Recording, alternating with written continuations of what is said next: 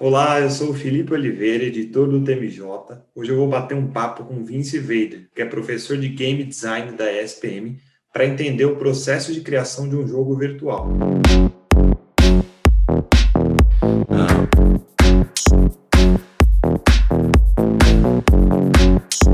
O Vince acaba de lançar um game chamado Reptile Movement, ou simplesmente REM, que é uma espécie de escape virtual. Certo, Vince? Certíssimo, é uma criação, né? Eu fiz esse game junto com o professor Reinaldo, professor do curso de Tech, né, daqui do curso de Sistemas de Informação da SPM.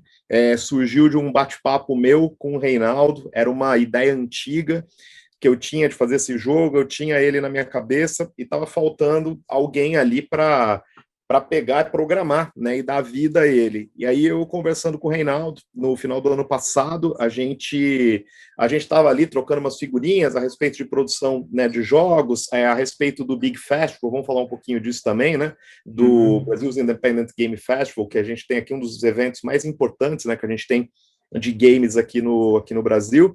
E eu estava comentando com o Reinaldo, né? Eu falei, poxa, Reinaldo, tem uma ideia, cara, acho que era um jogo, a gente acho que conseguiria inscrever no Big Festival, né? E eu expliquei para ele, né, um pouquinho da ideia, que era um jogo, era uma mistura de escape room, mas dentro de sonhos, em um cenário meio fantasmagórico, né? Um cenário meio misterioso.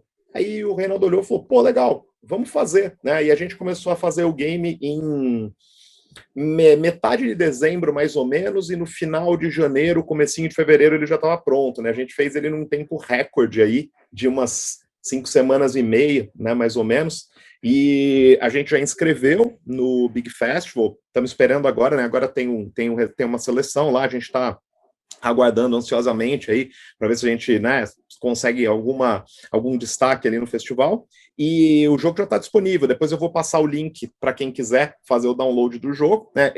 A gente colocou ele está ainda sofrendo pequenos ajustes, mas ele já está assim bastante pronto, né? Mas depois eu vou disponibilizar um link aqui para quem quiser jogar, para quem quiser experimentar, e também depois quem quiser colaborar com o projeto, ele está no itch.io, que é uma plataforma que ela é colaborativa, você pode fazer doações para os game designers, assim, então tá tudo lá para quem quiser experimentar.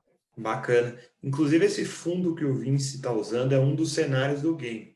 Aproveitando esse ambiente assustador, Vince, eu queria que você me explicasse um pouquinho o enredo do game e qual que é a missão do jogador. Bom, esse aqui, então, para o pessoal tá vendo aqui esse cenário, né, essa sala vermelha aqui, tem uma mesa ali com uma bíblia, né, aberta tal. O jogo, basicamente, né, e até também pegar um embalo, Felipe, né, no que você perguntou, né, lá no começo, um pouquinho sobre o processo criativo, né, do jogo, como é que é desenvolvido, né, um game digital. Bom, primeiro de tudo, né, a gente como eu brinco que o processo de game design, ele é um processo de arquitetura, né, mas é um processo de arquitetura de experiência. Não é diferente de você, aliás, é diferente, mas assim, em termos de você projetar a experiência, né, ele é como um filme, é como um livro, né, ele é como uma peça de teatro. Você tem que ter um objetivo ali, o que você quer, né, com esse produto, que no nosso caso aqui é um game. E aí a gente, então, partiu, no processo de game design, ele parte de uma ideia, e ele parte ali de uma prototipagem, né, ele parte ali, no caso, tem diferentes maneiras da gente fazer um protótipo, né? No caso aqui, né, eu desenhei o jogo, né, como o jogo ele se passa, né, a história do jogo basicamente assim, ele chama REM, né, ele chama Rapid Eye Movement, porque o Rapid Eye Movement, né, o movimento rápido dos olhos, é o momento que a gente sonha. É o momento da noite que a gente sonha. É quando o nosso corpo ele entra no sono mais profundo, né? E os nossos olhos eles fazem um movimento rápido. E é o momento que a gente está sonhando. Então, assim, o título do jogo é uma pista, né? Que você está dentro de um sonho. E é um sonho mesmo, né? Diria que é um sonho desagradável, ele não é um pesadelo. É uma casa, e essa casa ela está completamente fechada, né? Você anda, assim, dentro de quartos, você entra nos cômodos da casa, você entra em espaços da casa, não tem pessoas, tem objetos, né? Cada objeto tem uma pista, né, nesse jogo, como nos clássicos escape rooms, né? Então você tem que juntar diferentes pistas e tem alguns relógios, né, pela casa. E a missão do jogo é você, em 4 minutos, que é o tempo normalmente que demora para você entrar nesse Rapid Eye Movement, é você tentar acertar os 4 relógios da casa. Aí os relógios eles são uma metáfora para você acordar, né, desse sonho desagradável. E se você não consegue em 4 minutos fazer isso daí, o jogo ele para e ele volta para o começo, né? Você tem que começar tudo de novo, só que você já tem pistas ali. Então é como se fosse um sonho dentro de um sonho dentro de um sonho, né? É uma loucura, assim, que é a ideia veio aí, né, de uma, assim, eu sonho muito, assim, e eu tive um dia esse sonho, essa coisa que eu tava numa casa, eu tinha que acertar uns relógios, eu lembro, assim, era agoniante, mas eu não conseguia acordar, né, eu lembro que eu acordei, assim, e eu fiquei com aquilo na cabeça, né, eu sempre fico me perguntando, né, como é que seria fazer um jogo de determinadas experiências que a gente tem na vida, né? E hoje, ainda bem, a gente tem, né, o mercado independente de jogos, onde a gente consegue, né, aproveitar dessas temáticas inusitadas, né, dessas mecânicas inusitadas. Então, assim, esse processo, né, esse processo de roteirização, processo de ideia, eu fiz uma planta baixa da casa, né, onde se passa o jogo, e aí eu expliquei, né, montei os puzzles, como cada pista se conecta com cada quebra-cabeça, e assim, muito resumidamente, eu passei isso para o professor Reinaldo, que pegou e ele programou na plataforma Unity, né, então ele fez esse cenário todo 3D, e os objetos da casa aqui, nessas mesas, esses elementos aqui, a gente comprou, né, é uma outra coisa que assim, acelerou bastante a produção de jogos independentes, é que hoje tem estúdios de design que eles vendem packs de componentes, para cenário de jogos ou para animações 3D, né? A gente comprou um pack de uma indústria, de uma empresa que chama, um estúdio que chama Triple Brick, né? A gente comprou um pacote, é um pacote de $20, que ele vem com esses elementos, chama The Old Hospital, daí tem umas mesas, umas camas, tem ali uns armários antigos, né, uns quadros decompostos, e obviamente, né, o Reinaldo, ele faz modificações nesses objetos, ele inseriu outros objetos que ele criou também, e a trilha sonora do jogo, eu que criei, eu que gravei, né, a trilha sonora, os sons ali, eu que fiz também, que eu não sou músico, mas eu arrisco ali fazer, né, umas produções, então, e isso assim, é muito legal, né, porque é um processo, né, que hoje, assim, pô, em 2 pessoas, em 5 semanas, você consegue colocar de pé, né, você consegue escrever num festival, e eu acho que é isso hoje, fundamentalmente, o que move, né, quem quer começar nessa indústria, ou quer fazer esses jogos com essa pegada independente. Vince, você comentou que esse jogo é baseado num sonho que você teve. O cenário ficou parecido com o que você imaginou? E, assim, eu me inspirei muito, né, nesses jogos de terror, e, cara, quando o Reinaldo me mostrou, né, o protótipo jogável, né, do game, aí a gente sai da planta baixa do jogo ali, né, a gente sai só do rascunho do jogo. Quando ele me mostrou, eu peguei pela primeira vez, eu comecei a navegar, né, no cenário, meu, ficou muito próximo, né? Ficou muito próximo mesmo do que eu imaginava. E, pô, isso é muito legal, né? Você vê uma coisa que você imaginou, você conseguir ver ali, né, materializada. E, pô, realmente, a versão final do jogo, a gente optou, né? Você consegue calibrar a qualidade do jogo, é possível você setar, né, a qualidade do jogo, mas, assim, o Reinaldo, ele arquitetou o jogo, né, em termos de programação, para você poder rodar com uma placa de vídeo pesada, né? Então, depois eu também vou passar o link para você aqui quem quiser assistir um pouquinho do trailer, né, do jogo. Então, assim, os gráficos estão bem legais porque ele colocou, né, a placa de vídeo dele, calibrou para poder uma placa de vídeo pegar no limite ali. Então isso também deu um outro tom para o jogo, a qualidade ficou muito boa. Acho que isso ajuda também, né, graficamente a gente imaginar o lugar. Poxa, bem legal. Isso me leva a uma outra pergunta também, Vince. Como é jogar seu próprio jogo e como saber se de fato ficou bom? Essa é a pergunta-chave, né? Quando eu dou aula porque eu dou aula de Game Essentials, né, para o pessoal de primeiro semestre de sistema de informação, e eu falo sempre para eles, né? Eu falo, gente, tem uma parte muito importante do processo, que é justamente do processo de criação de um jogo, né? Que é um momento de desprendimento ali que você tem que ter, no qual, assim, é óbvio, né, assim, você vai jogar, até para ver se as coisas, elas acontecem no lugar que elas têm que acontecer. Agora, o beta teste não é você testar o teu jogo 100 vezes, né, o ideal é você colocar 100 pessoas para testarem uma vez o teu jogo e passar um feedback construtivo, né? Então, a parte boa, né, da gente de fazer o jogo digital é que você consegue pegar pessoas ali, né? No caso eu peguei amigos que gostam, né, dessa temática, e eu passei o arquivo do jogo para eles, né, para eles poderem jogar. Então, assim, nesses tempos ainda pandêmicos, né, que a gente vive, é ótimo pela praticidade, né. Eu agora, durante a pandemia, eu desenvolvi um projeto com a Grow Jogos, agora já posso falar porque eles já anunciaram, é o jogo War da Grow, né, o jogo clássico War, só que eu criei uma versão Game of Thrones, né, ele está licenciado, Warner HBO, Game of Thrones, e, meu, foi um baita desafio fazer isso na quarentena, porque durante a pandemia, porque a gente fazia sessões de playtest de board game, basicamente com uma câmera, né, em cima do tabuleiro, uma pessoa comandando ali os elementos, e a gente falou, não, agora mexe tal peça para tal lugar. E, assim, foi super desafiador, né, fazer beta teste analógico, né, de uma maneira digital. No caso do jogo digital, ele já é mais fácil até nessas questões logísticas, né? Você manda o arquivo, a pessoa baixa, e aí eu tenho perguntas de feedback, né? Tanto é que, assim, normalmente o que os beta testers jogaram foi um demo, né? Então, assim, eu deixo bem claro, olha, eu quero que você se concentre em questões mecânicas, eu não quero que você se concentre em questões visuais, né? Então, assim, a gente estava muito preocupado se ficava entendível, né? A questão do puzzle, se não ficava muito óbvia, né? E aí vem esse balanceamento, né? Aí tem esse vai e volta, né? Na verdade, assim, nesse exato momento, a gente está ainda ajustando alguns detalhes finos do jogo, né? Até porque ele tá inscrito lá no Big Festival, só que assim, a gente tem planos de colocar ele na plataforma Steam até, acredito eu, meio do ano, e aí a gente está estudando a possibilidade da gente fazer uma versão para Xbox e uma versão para Nintendo Switch do jogo. A gente tá vendo, né? Mas provavelmente Steam PC vai ser a primeira versão, né? Que já vai ser muito próxima da versão que está disponível hoje na plataforma do itch.io. E quando você está desenvolvendo um game, o que é essencial? O que você precisa avaliar que não pode faltar no seu checklist? Isso é um checklist mesmo. Assim, eu falo, puta, cara, assim, eu sou bem metódico, cara, assim, eu sou o cara, assim, eu sou o cara do caderninho, sabe? Eu gosto de ter o caderninho aqui, eu gosto de, puta, eu sou muito metódico, assim, e aí tem uma questão, a questão aqui do checklist que eu gosto de fazer é justamente o seguinte, né? Tem uma ideia.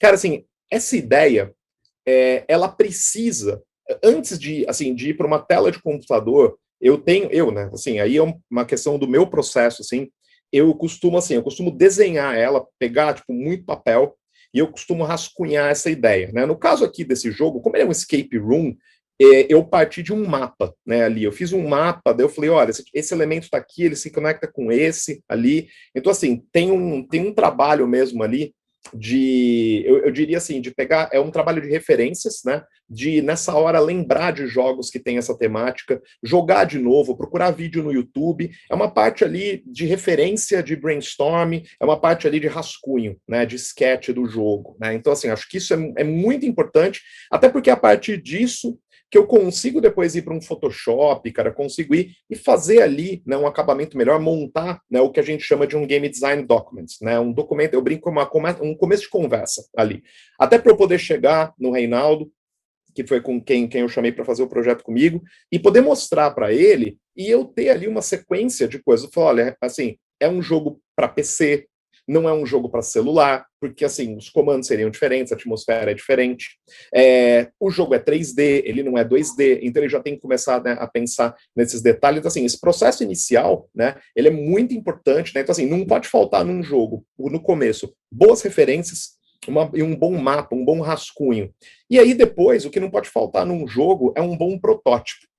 No caso aqui de um jogo digital, um protótipo minimamente jogável, não precisa ter todos os, no caso é um jogo de puzzle, não precisa ter todos os puzzles, mas ser pelo menos dois puzzles para a gente começar a falar com os jogadores, com os beta testers, para a gente começar a poder rodar e começar a identificar erros, né? Potenciais erros que possam ter nisso daí. E, obviamente, outra coisa que não pode faltar num jogo, né? Pensando num jogo digital hoje, é que ele sempre pode melhorar, né? Então, eu acredito muito que, assim, agora, com mais gente jogando, eu acredito, assim, se ele tiver uma visibilidade legal num Big Festival, eu acredito muito que as pessoas começam naturalmente a falar, o próprio itch.io é uma plataforma muito boa para isso, que as pessoas deixam comentários lá, falam, não entendi isso não está tão claro, e a gente vai ajustando, né? Então, assim, acho que seriam elementos fundamentais. E outra coisa, né? Seja porque você está trabalhando em dupla, em trio, ou no caso de um jogo mais complexo com muita gente, precisa ter alguém ali para fazer um cronograma, precisa de gestão, né? Acho que hoje, assim, a questão fundamental, além de você ter uma boa ideia, ter um bom protótipo, você ter boas referências, é você ter um mapa, né? Você ter um mapa de gestão ali, uma timeline de onde as coisas acontecem, para não virar um projeto que ele se estende, às vezes, aí por, né, 1 ano, 2 anos, você está fazendo Porque não vai existir o jogo perfeito, não vai existir o projeto perfeito, e se você ficar procurando coisas, você sempre vai querer melhorar, né? Então, no meu caso e no caso do Reinaldo, a gente tinha um deadline que era até dia 8 de fevereiro, que era o dia que encerravam as inscrições do Big Festival. A gente falou, o que a gente tiver feito até o dia 8 de fevereiro, vamos embora, né? E a gente conseguiu chegar num resultado que a gente considerou satisfatório, né? Eu tenho coisas que eu acho que eu melhoraria, acho que o Reinaldo também, mas é um primeiro projeto que a gente fez junto também. Agora a gente já está pensando no segundo, e aí vai ajustando, vai melhorando. O designer de games também precisa se preocupar com a dificuldade do jogo que ele está criando, né, Vince? Quais aspectos ele deve avaliar nesse quesito? Uma das coisas que eu acho que é importantíssimo, né, assim, para quem quer trabalhar como game designer, né, trabalhar com game design, e principalmente se a gente está falando de mercado brasileiro, de indústria brasileira, tem uma palavra-chave aqui, cara, que é versatilidade, né? Obviamente, assim, você tem os temas, né, que obviamente são os temas que você gosta mais. Eu, por exemplo, amo jogos de terror. Escrevi um livro que é o Horror Ludens, que é um livro sobre jogos de terror, né? Tenho uma paixão pelos jogos de terror. Só que, assim, não é todo dia, né, que uma empresa me procura para fazer jogos de terror, né? Então, na verdade, assim, inclusive o R.E.M. Ele é um projeto independente, né? E agora, por exemplo, eu trabalho com a Grow Jogos, e na Grow Jogos eu já desenvolvi o War Vikings, que é um jogo para um público mais adolescente adulto, agora tem o War Game of Thrones, mas eu também já desenvolvi produtos infantis com ele, né? Junto com a Grow, já fiz um jogo que é o Jogo da Rima, é um jogo focado num público infantil. Junto com a Copag, eu já fiz alguns produtos para Disney, né? Então, assim, eu já fiz alguns projetos de gamificação, né? Então, assim, tem muito isso, né? O público que a gente vai fazer e a dificuldade, né, que a gente quer setar para o jogo. No caso do R.E.M., a gente já parte do pressuposto que é um público que gosta desses escape rooms, já jogou alguns jogos de terror, então a gente não precisa ser muito didático no jogo, né? Assim, até porque ele já conversa com uma audiência mais madura, PC gamer ali, né? Então a gente já tá falando com um cara que, assim, você não precisa ficar explicando para ele que ele tem que clicar com o botão direito quando ele vê um objeto, ele já jogou outros jogos, né? E a gente traz muito essa experiência prévia de outros jogos, né, para dentro do jogo. Então, assim, o jogo, assim, ele é um pouco difícil,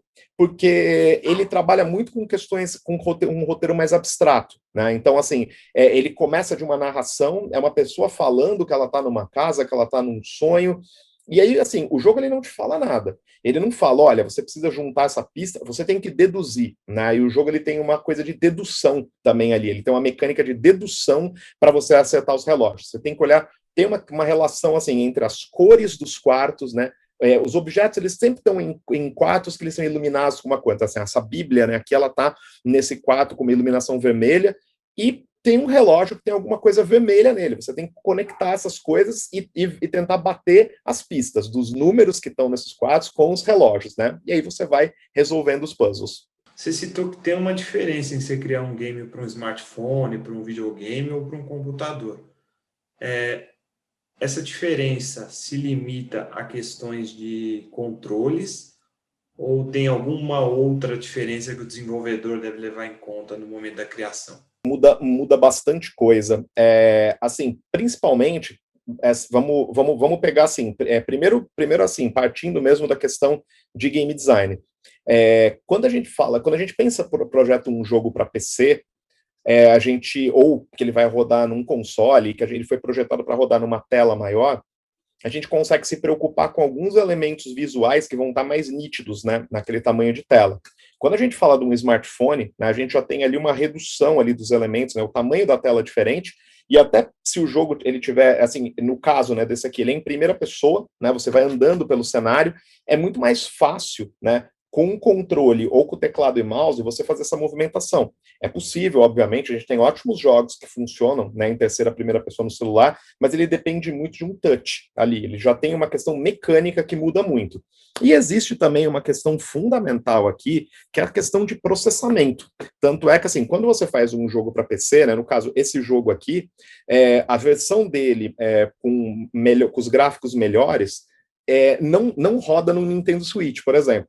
A gente teria que fazer uma versão assim com gráficos reduzidos, né, para que ele rode no processador do Nintendo Switch. Então, além de ajustes mecânicos, né, que a gente tem que fazer, ou até a opção de não fazer para a plataforma móvel, fazer para console e para videogame, tem também a questão técnica, né, de você fazer a programação, os gráficos, né, e o processamento para o console, né? Isso também é muito importante, isso muda muito, né, de uma plataforma para outra.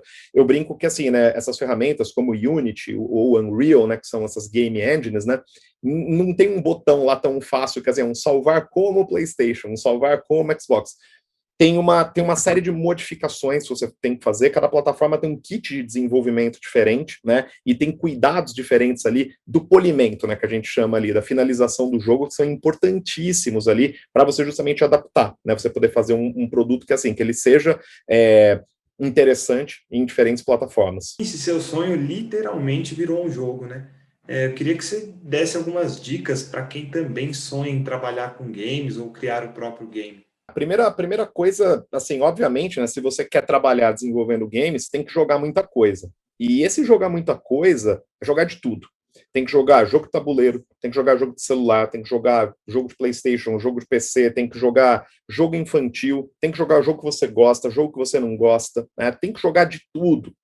Assim, teve a oportunidade de experimentar um jogo novo, experimenta, né? Vai lá, vê a mecânica, vê a história. Isso é uma coisa muito importante, né? Só que tem outro lado, né?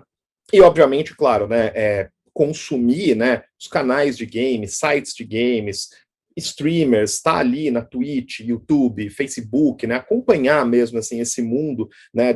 A fundo, né? Também não só jogando, mas as notícias, os festivais, né? Os grandes eventos. Agora eu costumo dizer o seguinte, né? Game com game dá game. Agora, game com literatura, game com cinema, game com teatro, game com, sei lá, qualquer coisa que seja, né? É o que eu acho que traz, game com sonho, né?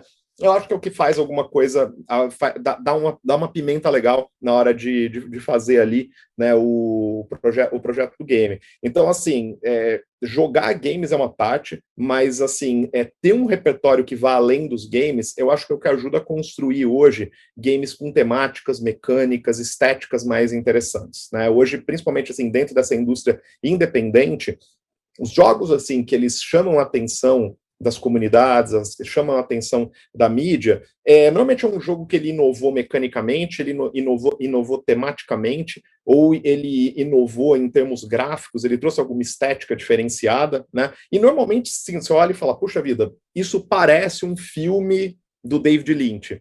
Isso parece um quadro do Van Gogh. Isso parece uma peça de teatro, né? Então, assim, sim, mas está materializado num game, né? Então, eu acho que é muito importante, assim, ir sempre além dos games também e tentar entender, né? O que você quer fazer dentro dessa indústria. Eu, por exemplo, assim, eu não programo, né? Eu não tenho conhecimento de programação, eu trabalho com programadores.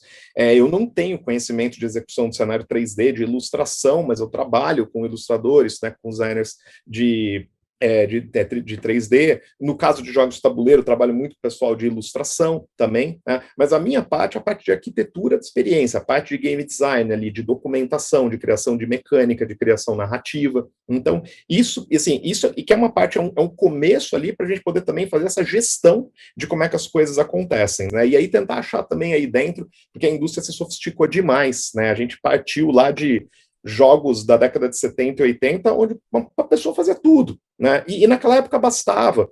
Era possível fazer, né, o som, a programação e tudo mais ali com uma pessoa só. Hoje a gente já sofisticou, né? Há a possibilidade hoje da gente fazer coisas muito maiores, né? E também há a possibilidade de desenvolver coisas independentes, que podem ser tão legais quanto. E onde estão as oportunidades para quem sonha em trabalhar com games no Brasil? Hoje, pensando até em Brasil, né, a gente tem, obviamente, né, as pessoas às vezes sonham, né, em desenvolver games. A gente hoje começou a ter os grandes estúdios aparecendo aqui no Brasil. A gente tem a Aquiles, a gente tem o Wildlife, mas nós temos estúdios menores, independentes também, que estão fazendo jogos maravilhosos, cara. Schoolfish Games, cara, Mini Boss, a gente tem, né, o Garage 247, sim, temos um monte de estúdios independentes que estão contratando, que estão procurando programadores, designers de jogos.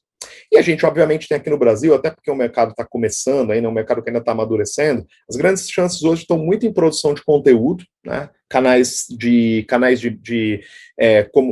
empresas, né? Conteúdo para empresas, em sites, em portais, ou mesmo, por exemplo, a Ubisoft, que tem ali um portal de conteúdo, e, obviamente, o marketing de games, que é trabalhar com eventos, trabalhar com lançamento, trabalhar com a parte de divulgação, de publicidade, né, para esses games. Esses são alguns caminhos hoje que a gente tem para trabalhar aqui no Brasil. Legal. Para fechar nossa conversa, eu queria saber o quão importante é você criar um game já com uma versão em inglês. Isso é fundamental, Felipe. Tanto é que é o seguinte, o jogo aqui, né, o REM, assim, ele tá todo feito em inglês, tá? A gente tem, assim, a gente tem um plano de legendar ele depois para português PTBR, né? A gente tem um plano de legendar ele, mas a verdade, assim, ele tem pouco texto, né? Ele não tem tanto texto, mas ele tem ali um começo, uma narração. Inclusive foi um amigo meu que ele é inglês da Inglaterra, ele tem um sotaque bem legal, assim. Ele fez a gravação pra gente, mas assim, hoje o jogo você pode lançar em português, obviamente, mas faça uma versão em inglês, né? O jogo hoje ele é feito para o mundo, né? E as pessoas falam inglês, é mais fácil você encontrar alguém que vai falar inglês. Então, é fundamental o jogo tá em inglês, né? Então, assim, ele tá. Tanto é que quem for entrar na página aqui do itch.io vai ver ali. Já tem o texto em português, já tem o texto em inglês com o descritivo do game, né? O trailer do game, para quem assistir, ele já tem as partes em português e em inglês, ele tá todo legendado bilíngue. Só a narração do jogo que a gente ainda não teve tempo de fazer a legenda, mas isso é rapidinho, né? A gente faz as legendas em português, saem tranquilamente. Comentem, ajudem a divulgar também nas redes sociais aí o nosso game. Esse game, assim, ele é experimental, né? Ele é super experimental e é justamente por isso que a gente precisa desses feedbacks. Obrigado, valeu aí pelo convite, gente. Obrigadão.